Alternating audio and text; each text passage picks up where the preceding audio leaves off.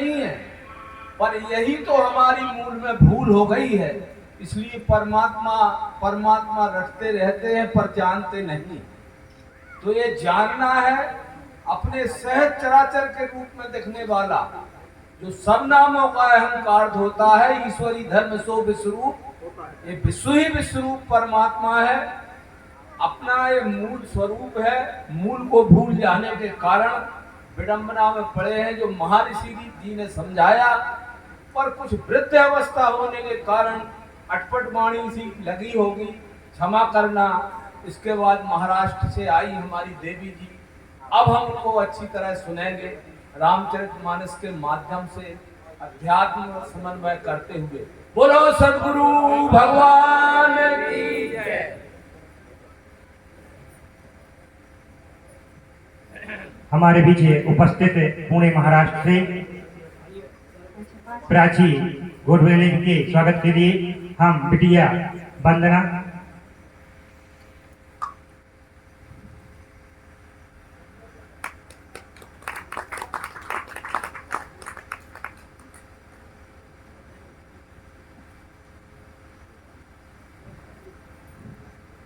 श्री गुरु के पदों को है मेरा दंडोत प्रेम से, यही प्रेम रहे स्थाई, कृपा दृष्टि वही मिले। परम आदरणीय सज्जनगण, यहाँ पर उपस्थित आदरणीय कोमल भैया जी और सभी अनुभवी ज्येष्ठ अभ्यासक श्री स्नेहानंद जी, सभी को सादर नर्मदे हर सादर प्रणाम करते हुए सद्गुरु भगवान श्री मायानंद चैतन्य जी को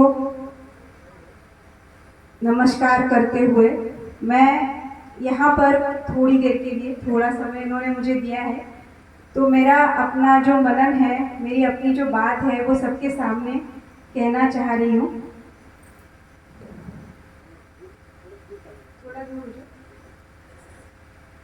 यहाँ पर मेरा थोड़ा सा 1 मिनट में परिचय करवा देती हूँ। तो माताएं भगिनी यहाँ सब उपस्थित है, सबको सादर प्रणाम। और मैं प्राची गोडबोले पुणे महाराष्ट्र से हूँ और मैं स्वयं शिक्षा दृष्टि से देखा जाए तो सॉफ्टवेयर इंजीनियर हूँ और इस अभ्यास से सन 2000 से जुड़ी हुई हूँ और सब परिवार अपने फैमिली के साथ पुणे महाराष्ट्र में रहती हूँ। तो ये थोड़ा सा मेरा अल्प सा परिचय। अब ये ज्ञान जब मैंने पाया तो यहाँ पर किसी भी हम लोग नौजवानों से बात करते हैं या महिलाओं से ज़्यादातर बात करते हैं, तो ऐसी बात मुझे सुनने में आती है कि ये कब करेंगे, टाइम ही नहीं है, ये क्यों करेंगे, टाइम नहीं है, बहुत सारे काम होते हैं। तो मेरा ऐसा अनुरोध है कि अब मैं इतने वर्षों से ये अभ्यास कर रही हूँ और टाइम निकाला जा सकता है, दिन में 15 मिनट, 20 मिनट, आधा घंटा। अब क्यों निकालना है टाइम? टाइम निकल सकता है इधर उधर का थोड़ा सा काम थोड़ा कम करके इस अभ्यास के लिए 15-20 मिनट का टाइम, आधे घंटे का टाइम सभी ने निकालना चाहिए, लड़कियों ने निकालना चाहिए, लड़कों ने निकालना चाहिए। अब क्यों निकालना चाहिए? इसका क्या फायदा? ये करके कोई डिग्री मिलेगी, कोई जॉब मिलेगी, कहीं पे प्रमोशन मिलेगी, तो मिलेगा क्या? अभी कलयुग में है हम लोग और कलयुग में जब हम बात करते हैं तो पहली बात हमारे मन में आती कि क्या मिलेगा। तो इससे ये एक चीज मिलती है कि हम मनुष्य शरीरधारी है, मनुष्य का शरीर धारण किया है ना हमने, तो बाकी जानवरों से हमें कुछ तो अलग होगा। बाकी जानवर भी है और हम भी है और नरतनु श्रेष्ठ साधन करा है, तो कुछ तो अलग है ना। तो हम जब जीते हैं तो दिन भर क्या विचार करते हैं, सोचिए आप। हाँ, आहार निद्रा भय मैथुन माताएं भगिनी मेरी सब समझ लेंगी। सुबह उठते क्या खाना बनाना है, फिर दोपहर में क्या खाना बनाना है, फिर शाम में क्या खाना बनाना है, बस दिन भर हमारे पूरे ज़हन में वही बात चलती रहती है। तो केवल आहार निद्रा भय मैथुन इतना ही करके पूरा जीवन बिता देना है तो बिता सकते हैं, कोई जबरदस्ती नहीं है, करना है कर ले।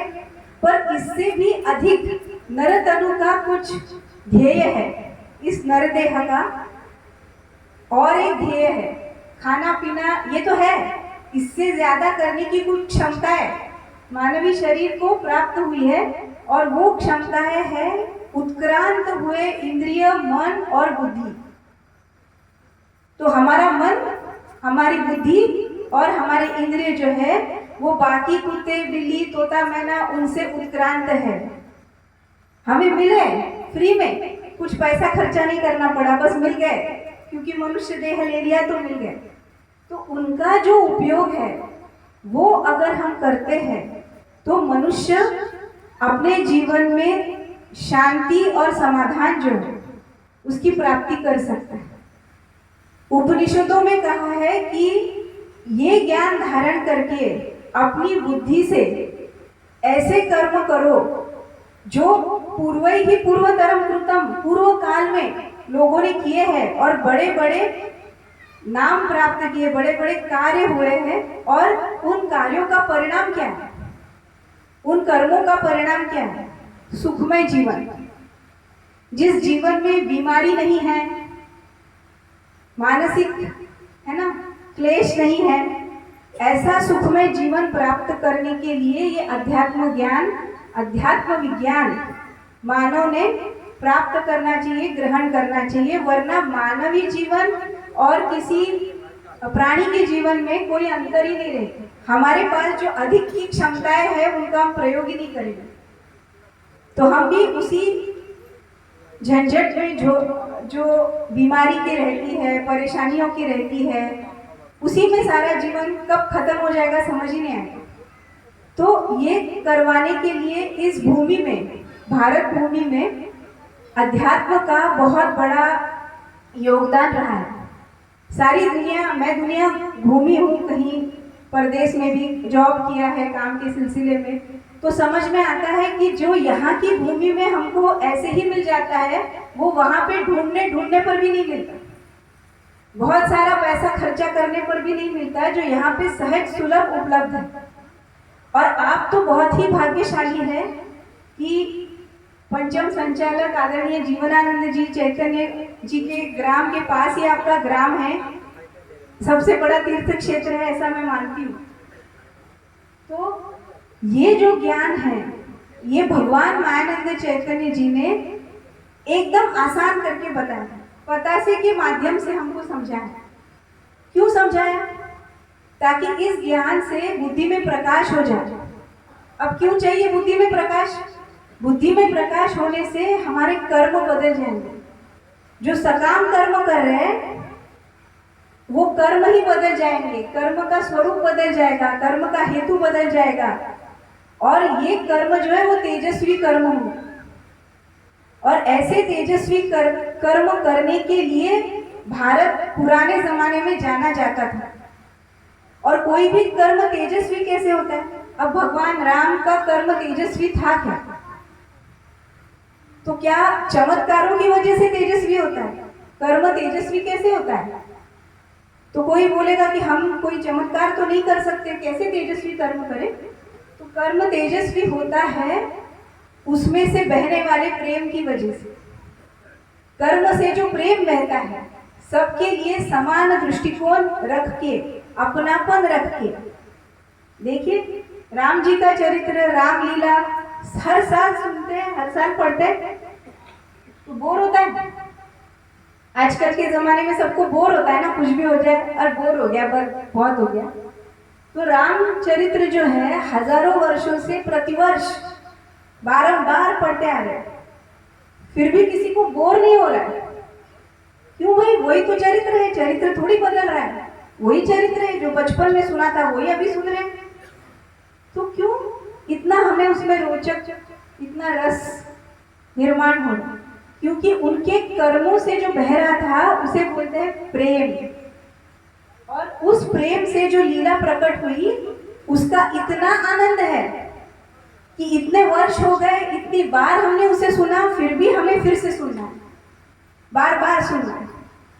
तो प्रेम से जो होने वाले कर्म है जिसे लीला कहते हैं, वैसे कर्म प्रत्येक मनुष्य के होते गए तो हमारे समाज में, हमारे यहाँ कितना आनंद हो जाएगा। तो उनका प्रेम जो है, यही प्रेम रहे स्थायी, स्थायी प्रेम। ये बहुत बड़ी बात है। क्यों बहुत बड़ी बात है?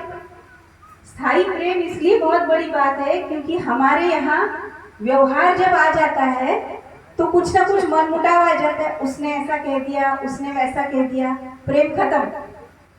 और कैकेयी माता ने श्री रामचंद्र जी को वनवास करवा दिया, पर श्री रामचंद्र जी के मन में उनके प्रति घृणा हुई, द्वेष हुआ, तिरस्कार हुआ, क्या हुआ? कुछ भी नहीं। स्थायी प्रेम, ये प्रियत्व का भाव जो है उनके कर्मों से सतत प्रकट होता रहा। कभी कम ज्यादा नहीं हुआ कि इसने तो मुझे वनवास भेज दिया तो बैठे गाली देते हुए, ऐसा कभी नहीं हुआ। उल्टा उन्होंने सभी से बताया कि भाई इनका आदर करो, इनका सम्मान रखो। यही प्रेम रहे स्थायी। तो ये तेजस्वी कर्म, कोई भी कर्म तेजस्वी क्यों होता है? जब वो हमेशा स्थिर प्रेम से बनता है।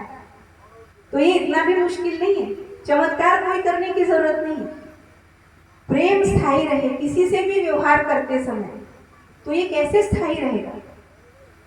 कैसे स्थायी रहेगा? तो उसके लिए ये बतासा और सर्वांग योग ये हमें मार्गदर्शन करते बहुत आसान तरीके से।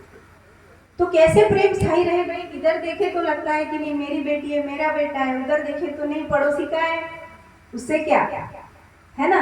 तो ये प्रेम स्थायी कैसे रहे? इधर ज्यादा लग रहा है, उधर कम लग रहा है। तो प्रेम स्थायी रखने के लिए सब और परमात्मा ही परमात्मा है, अपना ही स्वरूप है। ठीक है? तो ये बेटा है, बेटी है, मेरा है, पर ये बेटा है, बेटी है, ये भी अपना ही है, ये परमात्मा का ही स्वरूप है। ये जब धारणा अपने अंदर चित्त में हो जाती है तो सब और व्यवहार जो हमारा है वो बदल जाता है, हमारे कर्म बदल जाते हैं। अध्यात्म शास्त्र का ध्येय ही कर्म बदलना है। तो कर्म तो कोई बोलेगा नहीं, अध्यात्म शास्त्र का ध्येय तो मोक्ष प्राप्ति है। तो मोक्ष प्राप्ति क्या है? मोक्ष का क्या मतलब है? मोक्ष चाहिए। मोक्ष का मतलब है भ्रम रहित अवस्था। और भ्रम क्या है? भ्रम अपपर भाव को कहते हैं। ये मेरा है और ये मेरा नहीं है, ये भ्रम है। भ्रम रहित अवस्था, सब कुछ अपना ही है, सब कुछ परमात्मा का ही स्वरूप है। ये भ्रम रहित अवस्था आ गई तो मोक्ष है। मोक्ष है तो फर्क क्या पड़ेगा? क्या फर्क हो जाएगा जीवन में? मोक्ष मिल गया तो हमारे कर्मों में फर्क आ जाएगा। तेजस्वी कर्म, प्रेममय कर्म घटित होने लगेंगे अपने आप। और उसका जो आनंद है वो सिर्फ हमें नहीं मिलेगा, हमारे आजू बाजू जितने हैं। और सिर्फ हमारे जीवन काल में नहीं, जीवन काल के बाद, हजारों वर्षों के बाद श्री राम जी के कर्म जैसे आनंद देते हैं वैसे हमारे कर्म सबको आनंद देंगे। क्या बात है? ये मानवीय जीवन की उच्च अवस्था है। तो ये बतासा उसके लिए कैसे सहयोग कर रहा है? अध्यात्म शास्त्र क्या बोलता है कि भाई सब और परमात्मा है। देखो कैसे देखेंगे? परमात्मा के 10 अंग हैं। जहां जहां 10 अंग की रचना दिख जाए वहां वहां परमात्मा है, समझ लेना। तो कौन से 10 अंग हैं? तो हम लोग मंदिरों में जाते हैं, अभी पूजा करते हैं, आरती करते हैं। तो कैसे आरती, दिया जलाते और क्या करते हैं? गोल घुमाते। भाई गोल गोल क्यों घुमा रहे? दीपक को, दिए को गोल क्यों घुमा रहे? तो गोल इसलिए घुमा रहे हैं क्योंकि अखंड मंडलाकार सब और ये प्रकाश, ये रूप, ये अग्नि तत्व देखो, अग्नि तत्व ही है सब जगह, इसलिए सब और रूप दिख रहा है। तो अखंड मंडलाकार, यहाँ से शुरू करो, पूरे विश्व में देखो, फिर से वहीं पर पहुंच जाओगे और दिखेगा अग्नि तत्व ही। अग्नि तत्व ये परमात्मा के 10 अंगों में से एक अंग है। और कौन से अंग है? तो आंखों से जो समझ में आता है वो स्वरूप है, प्रकार है, रूप है। इसका कारण भाव जो है अग्नि तत्व है। फिर नाक से क्या समझ में आएगा? कौन सा अंग परमात्मा का? तो पृथ्वी तत्व। हाथों से लगा देखा, स्पर्श किया तो कौन सा अंग समझ में आएगा? तो वायु तत्व। जीभ से लगा देखेंगे तो कौन सा अंग समझ में आएगा? जल तत्व। बजा के देखेंगे तो कौन सा अंग समझ में आएगा? आकाश तत्व। मतलब इसमें 5 तत्व है। जो परमात्मा के 10 अंगों में से 5 अंग हो गए, तो इसी में है क्या? तो भगवान बोलते हैं कि अरे इसी में नहीं, ये तो शुरुआत है। अधिष्ठान। अधिष्ठान मतलब जिस स्थान के आधार से हम लोग शुरू करेंगे वो हमारा स्थान है। पर यहाँ से शुरू करके जैसे आरती करते हैं गोल अखंड मंडलाकार, सब और घूम के अपने शरीर मिला के फिर से यहाँ पे आ जाएंगे। हर जगह 5 अंग दिखेंगे, परमात्मा के 5 अंग दिखेंगे इसमें। अब ये जो 5 अंग है टोटल 10 है, तो 5 के बाद आगे कितने रहेंगे? और 5 रह गए, तो अगले 3 कौन से? तो ये 5 अंगों में शब्द स्पर्श रूप रस गंध, कभी नहीं भूलना। 5 शब्द स्पर्श रूप रस गंध। जो घंटा बजाते हैं शब्द, आरती करते हैं रूप, है ना? फिर स्पर्श रस गंध, तीर से लेते हैं रस, फूल होते हैं गंध, ताली बजाते हैं स्पर्श। तो ये सारी चीजें हम लोग करते हैं। वो बताया ही गया है कि देखो भाई हर जगह 5 तत्व अभिव्यक्त है। अब 5 में 3 और देखने, क्यों देखने? 3 10 है ना, तो हिसाब भी बराबर होना चाहिए। तो 5 में 3 कौन से? सतोगुण, रजोगुण और तमोगुण। 3 गुण इसमें है। कैसे पता चलेगा? घी के साथ मिला देखो, इसके साथ व्यवहार करेंगे तो गुण प्रकट होगा। 5 तत्व तो समझ में आते ही है, पर उन हर एक 5 तत्व के हर एक तत्व में से 3 गुण प्रकट होते रहते। तो अभी मेरी वाणी से शब्द निकल रहा है, शब्दों में से 3 गुण। 3 गुण क्या? अनुभव, क्रिया का अनुभव नाम है। क्रिया के परिणाम व्यवहार करते हैं। अब ये व्यवहार हो रहा है, बात हो रही है। अब किसी को बात अच्छी ना लगे, बुरी लगे, सुनाई भी नहीं दे रहा है, माइक बंद हो जाए, तो आप बोलेंगे कि ठीक से सुनाई नहीं दे रहा था और पता नहीं क्या बोल रही थी, बहुत बुरा लगा, तमोगुण। इसी वाणी में से जो बोल रहे हैं वो अच्छा लगे, कुछ 1-2 पदे की बात ज़हन में आ जाए, समझ में आ जाए, और फिर बाद में उसका स्मरण भी अच्छा ही रहे, तो बोलेंगे नहीं बात ही थी, शब्द ही था, पर कैसा था? अच्छा था, सतोगुण। और शब्द बोला, थोड़ा कुछ अच्छा लगा, थोड़ा कुछ बुरा लगा, मिश्र संवेदना आ गई। अब बोलेंगे क्या है? रजोगुण। तो हर एक 5 तत्वों के हर एक तत्व में से 3 गुणों का प्रकटीकरण हो सकता है। 3 गुण मतलब इसमें भी 3 गुण है। घी के साथ मिला के खाएंगे तो मिला के खाते समय बहुत अच्छा लगा, खाने के बाद अच्छा लगा, सत्वगुण। पानी के साथ मिलाकर खाएंगे तो पीते समय तो अच्छा लग गया, बाद में फिर सर्दी हो गई, रजोगुण। और अकेली वस्तु खाएंगे तो तमोगुण का प्राधान्य दिखेगा। मतलब कि इसमें 5 तत्व भी है, 3 गुण भी है। 5 तत्व भी है, 3 गुण है। 3 गुणों से क्या पता चलता है कि है तो एक ही चीज भाई, पर इसके अनुभव बदल बदल के आते हैं। कोई एक ऐसा नहीं है कि भाई ये सत्वगुणी है मतलब इसमें सब अच्छा ही अच्छा है, और ये तमोगुणी है मतलब इसमें सब बुरा ही बुरा है। जैसा व्यवहार होगा, जैसी क्रिया होगी, वैसा सत्वगुण, रजोगुण, तमोगुण प्रकट करने की सब में क्षमता है। तो हर जगह 5 और 3 है, तो हम बोलेंगे ये आदमी बुरा है, तो भाई उसका तमोगुण प्रकट हो रहा है। क्रिया बदल के देखते हैं, शायद सत्वगुण भी प्रकट हो जाए, क्योंकि सत्वगुण तो उसमें है। हर एक व्यक्ति में, हर एक चीज में सत्वगुण है, रजोगुण है, तमोगुण है, उसको प्रकट करना है बस। तो ये ज्ञान हो गया कि परमात्मा के 5 और 3 8 अंग हो गए। 5 और 3 8 अंग इसमें है, और आरती करेंगे अखंड मंडलाकार, इसमें है, इसमें है, इसमें। मुझ में भी है और फिर से वापस यहाँ आ गए इसमें। तो हर जगह 5 तत्व और 3 गुण है। अब आगे जाके अब ये 5 तत्व की और 3 गुणों की जो एकत्रित अवस्था है उसको बोलते हैं साम्यावस्था।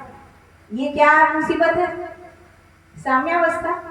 अब 5 तत्व 3 गुणों को देखा, इसमें देखा, माइक में देखा, मुझ में देखा, ये घड़ी मैंने ली है उससे उसमें देखा, फूलों में देखा, हर चीज में मैंने देखा 5 तत्व 3 गुण। पर देखते समय कैसा देख रहे थे? अलग अलग, पृथक पृथक।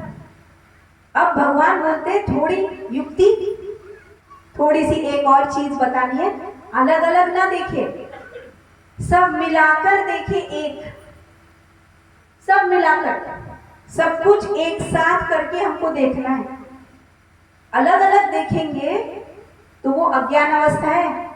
सब मिलाकर अखंड एक रूप देखेंगे तो ज्ञान अवस्था होगी। तो मिलाकर क्यों देखना है? क्योंकि वैसा ही है भाई। हाँ, हम छोटे बच्चे को समझाते हैं, ये तेरी आंख है, ये तेरा कान है, ये तेरी नाक है, वो तो बस समझने के लिए समझाते हैं। पर ज्ञान क्या है? क्या आंखें अलग से फिट कराई है, कान अलग से बिठाए, नाक अलग से बिठाए? ऐसा नहीं है।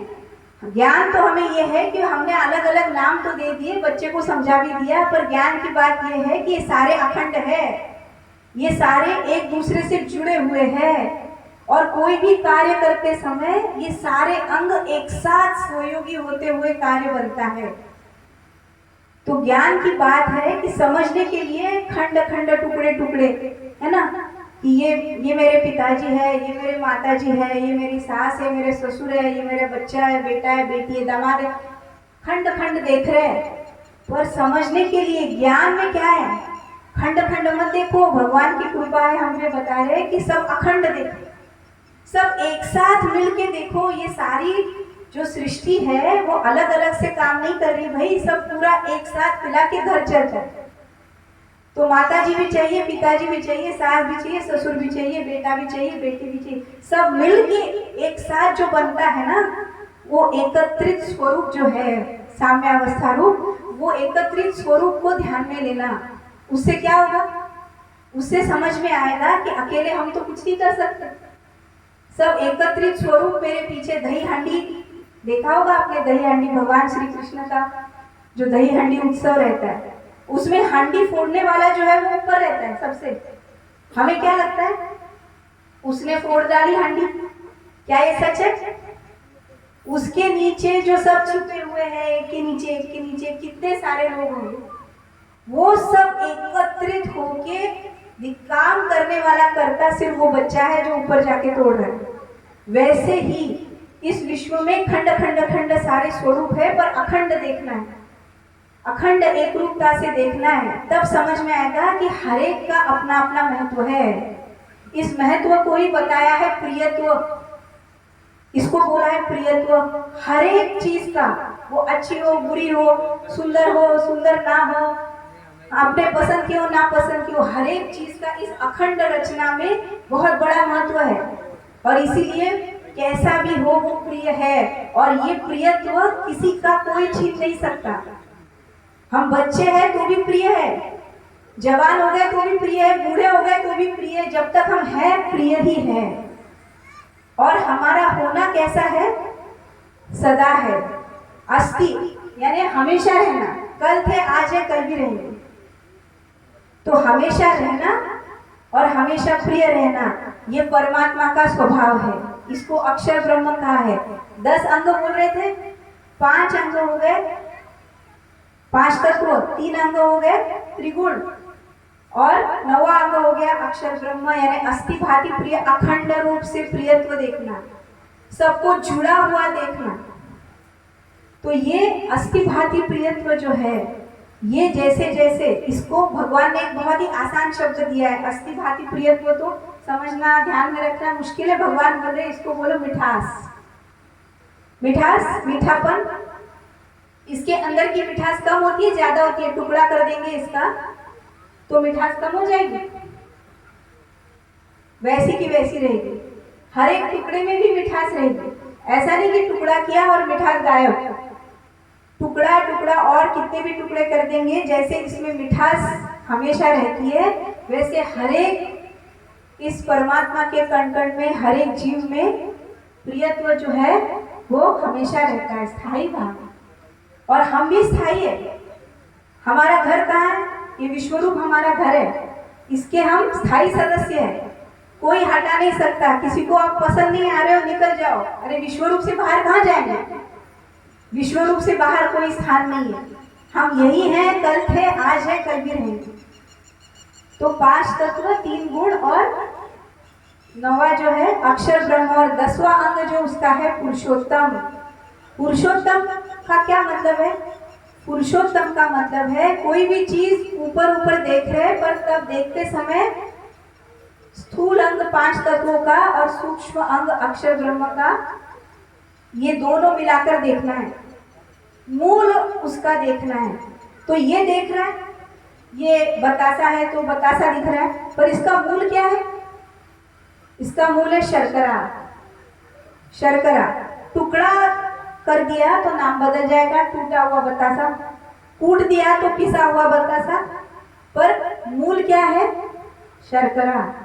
तो टुकड़ा किया तो भी शर्करा का ही स्वरूप है, पीस दिया तो भी शर्करा का ही स्वरूप है, और ये दिखा रहे ये भी शर्करा का ही स्वरूप है। तो शर्करा ही शर्करा।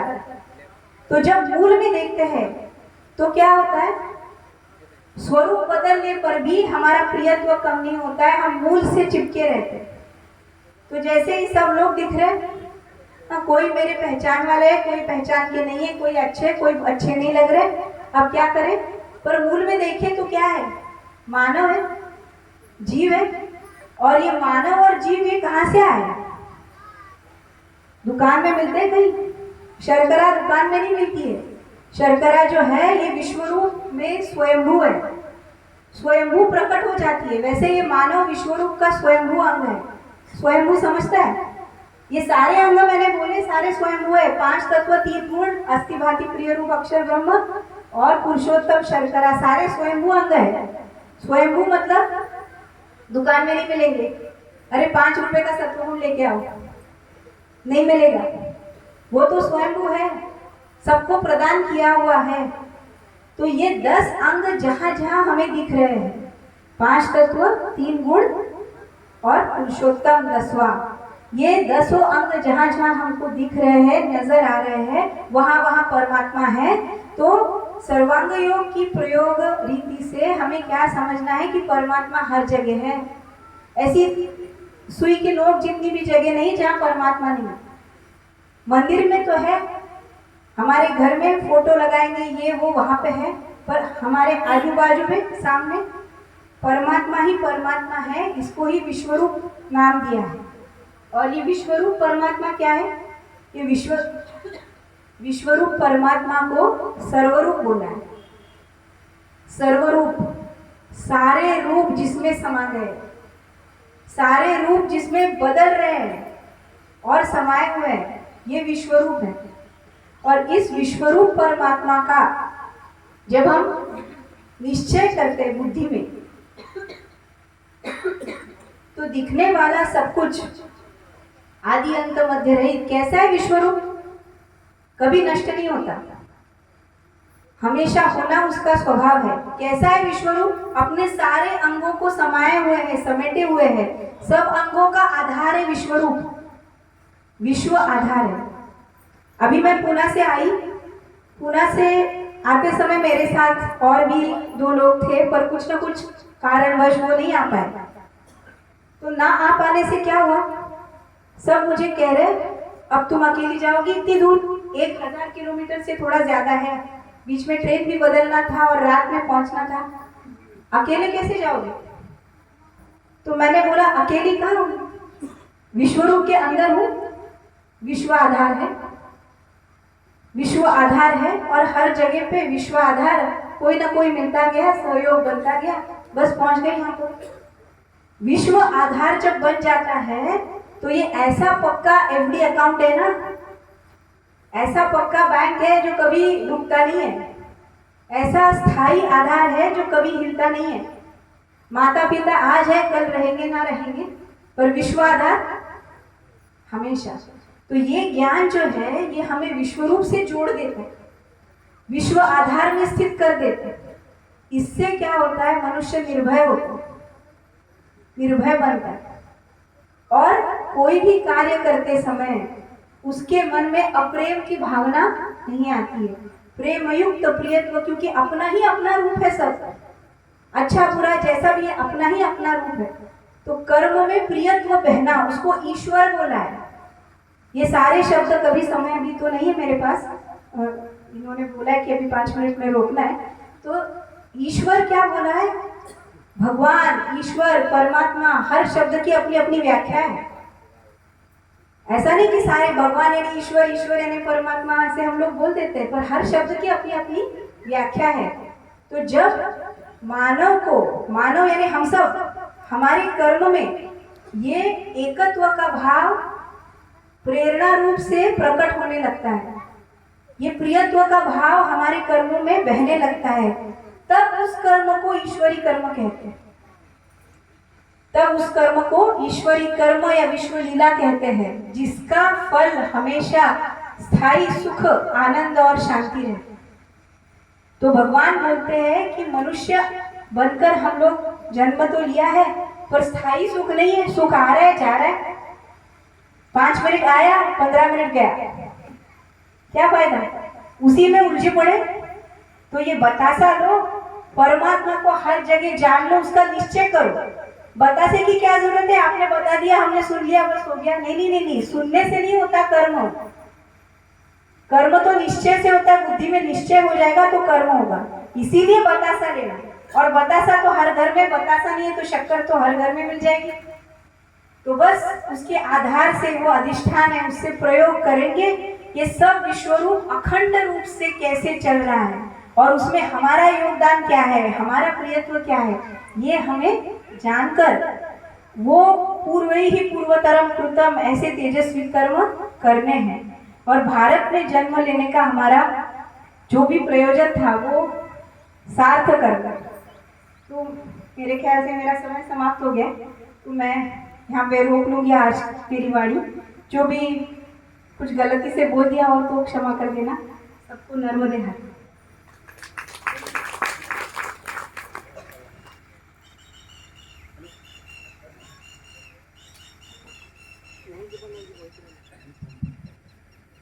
बिल्कुल कहा भी गया है, तुलसीदास ने स्वयं कहा है कि तुलसी भरोसे राम के निर्भय होकर सोए, तुलसी भरोसे राम के निर्भय होकर सोए, अनहोनी होनी नहीं और होनी हो से होए। राम के भरोसे बैठने पर केवल होनी होती है, अनहोनी नहीं होती। उन्होंने बता दिया, मैं अकेली आई हूँ, यानी अनहोनी तो हो नहीं सकती, केवल होनी हो सकती है। और होनी यह थी कि आपने सहज सरल स्वभाव में हमारे गाँव की जनता जनार्दन को बिल्कुल सहज भाव से जो बात लंबे समय से हम कहना चाहते थे, बड़े सरल भाषा में कह दी। आज निश्चित हमारे गांव के लोग बहुत से, जब हम वहाँ ठेला पर बैठते हैं तो ये सवाल उठता है कि बतेसा की बात होती है इस ज्ञान में। आज हमने समझा होगा कि बतेसा केवल बतेसा नहीं है, वो मीठा है, प्रिय है और उसका बड़ा अलग अलग अनुभव किया जा सकता है। बहुत बहुत धन्यवाद, आपका आभार। तो अब हम इसी कड़ी में सादर आमंत्रित करते हैं कानपुर उत्तर प्रदेश से पधारे श्री सुरेंद्र नंद जी को। श्री सुरेंद्र नंद जी, उनके स्वागत के लिए श्री रामकिशन जी विश्वकर्मा।